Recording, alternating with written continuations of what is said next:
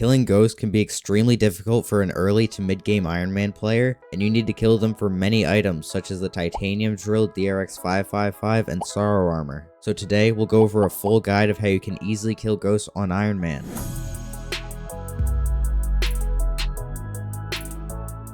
So if you don't already know, ghosts are a mob that spawn under the main part of the Dwarven Mines in an area called the Mist. You can find the Mist by going under either the Palace Bridge or under the Divan's Gateway Bridge. They have 1 million health and do tons of damage depending on how many of them are near you.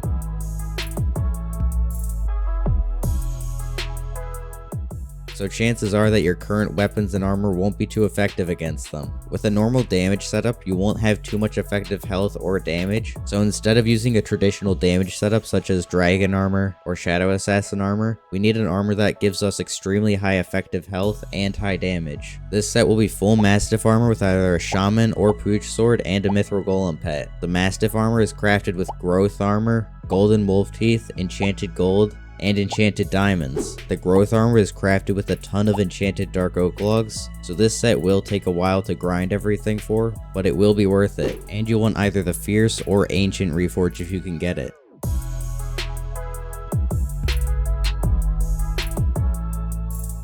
For your weapon, the Shaman and Pooch Sword each have their pros and cons. The Shaman Sword is the first tier in the weapons for Sven Slayer, and it's extremely cheap, only costing 2 golden teeth, 8 enchanted iron ingots, and 4 enchanted bones. But the Shaman Sword will be dealing a bit less damage than the Pooch Sword. The Pooch Sword, on the other hand, is the upgraded version of the Shaman Sword, and it's much more expensive. It costs the Shaman Sword and 48 golden teeth. These golden teeth will take a while to get because you have to kill around 100 tier 4 Sven Slayers, but if the extra damage is worth it to you, then go for it.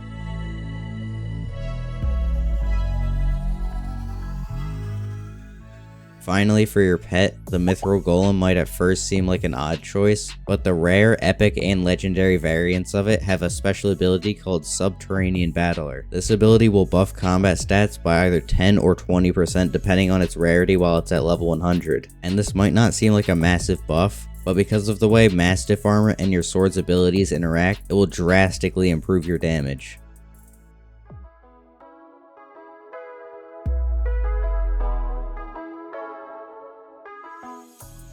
Now let's talk about all of the other buffs that you can get. Firstly, another massive buff that you can get is the Heart of the Mountain perk, Lonesome Miner. This will buff most of your major combat stats by a lot at the maximum level. And the main important one here is crit damage, and we'll get to why in a second. Secondly, you can get the Power Stone Silky because it also gives you tons of extra crit damage. And that means you also need to make sure you get a decent amount of magical power. Around 300 should be good, but try and get as much as you possibly can. And you can also set your stat tuning to crit damage. Also make sure that you have some decent equipment such as Ender equipment or really whatever damage equipment set you have. So now I'm on my Ironman profile. And so the reason you need so much crit damage is because the Mastiff Armor has an ability that gives 50 health per 1 crit damage you have. This is especially incredibly powerful because the Shaman or Pooch Sword give you 1 extra damage per 50 max health you have.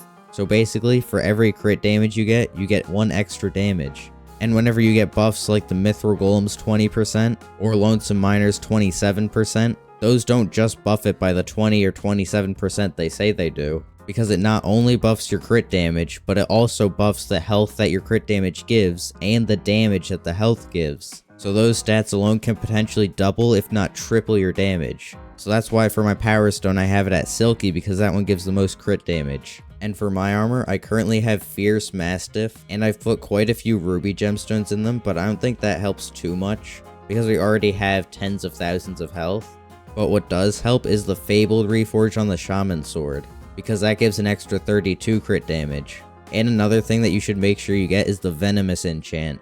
That deals stacks of damage against the ghosts, that just helps you kill them a lot faster. So now let's go see how much damage we can do with this set. It looks like we can do around 300,000 damage per hit. Now that doesn't sound too good because most people say that you shouldn't be killing ghosts until you can one-tap them. But that's for normal profiles, because on an Ironman profile you kinda have to kill them for things like the Titanium Drill and the Sorrow Armor. So this setup will be pretty good for early game Ironman players. So now let's do a short 1-hour test to see how many kills and how many drops we can get in an hour.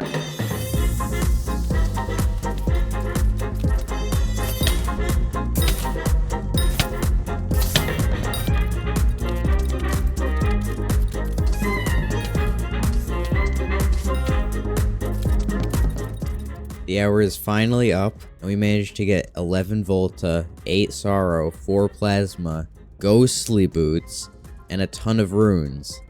The Ghostly Boots are insanely rare, so I don't even know how we got them. We got them very early on. And that's the second pair I've dropped on this profile. So now we have 2, but that's just the RNG stuff. More importantly, we ended on 5,784 kills, and we started on 4,410. So that means we got a total of 1,374 kills in just an hour. Now I know that's not the best rates, especially since we're not one-tapping, but keep in mind that's just for early game Ironman players. And I almost forgot to mention, we got around 600,000 or 700,000 coins from just the scavenger enchant.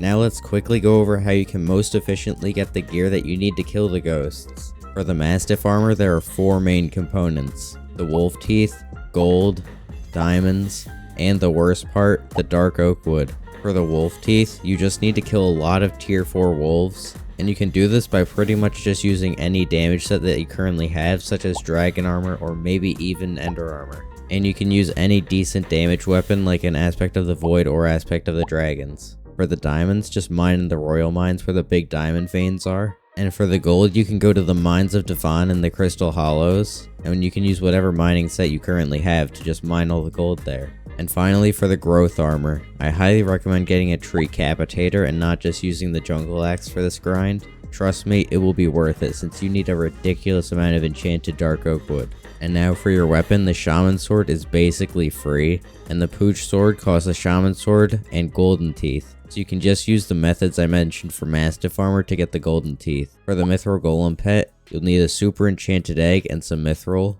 For the super enchanted egg, make sure that you have some chicken minions down with enchanted eggs and super compactors in them. And for the mithril, you can just mine it. So in summary, ghost grinding can be difficult for Ironman players, but if you get Mastiff armor, the shaman or pooch sword, mithril golem pet, and all of the correct buffs, then it doesn't have to be a nightmare. So if you have any questions or need any help dealing extra damage or survivability, then you can either comment down below or you can join my Discord server, link in the description. Don't forget to leave a like and subscribe if this video was helpful. And if you want, you can share it with anyone else who you know needs to kill ghosts or even plays Ironman if they'll need it in the future. But that's all for today. Bye.